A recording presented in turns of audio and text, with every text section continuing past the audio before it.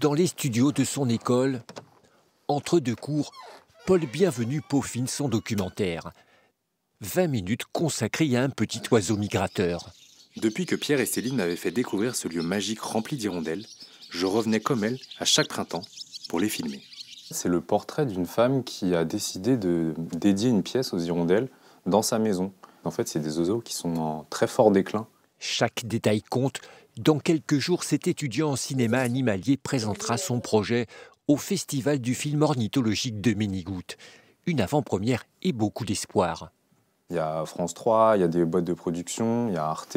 S'il y a des gens qui peuvent venir dans la salle à ce moment-là et pour qui mon film leur tape dans l'œil, ça pourrait être bien justement pour éventuellement que le film vive ailleurs, quoi. Une opportunité offerte aux étudiants de l'IFCAM qui ne doit rien au hasard.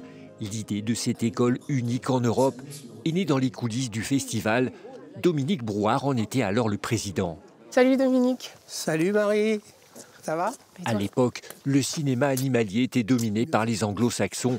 Les Français peinaient à rivaliser. Dans les années 90 à 2000, là on a vu une ascension conséquente en matière de production francophone, mais avec des choses parfois un peu médiocres. Et là on avait des gens avec des images qui basculaient dans tous les sens, ou alors des propos délirants sur le plan scientifique ou un problème d'écriture. Et là je me suis dit, il y a un truc à faire. 2004, au cœur de la Gâtine, l'Institut du cinéma animalier de Ménigoutte ouvre ses portes. Financé en partie par le département des Deux-Sèvres, il accueille aujourd'hui une cinquantaine d'étudiants. Ils ont 2 ans pour apprendre l'approche des animaux, les techniques du cinéma ou encore l'art du récit. Un synopsis, c'est un peu la trame, quoi.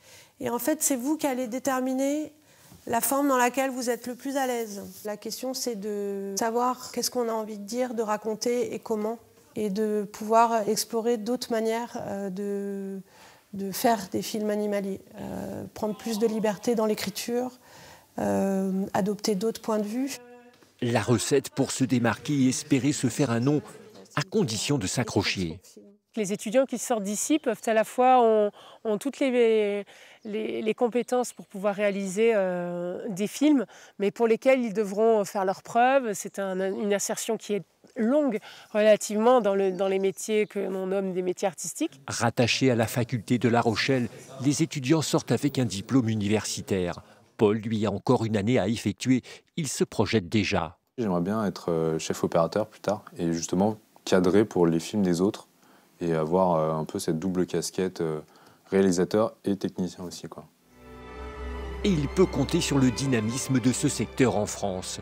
Sur les 36 films en compétition cette année au Festival de Ménigoutte, 21 sont français. Dans les génériques, beaucoup d'anciens de l'IFCAM.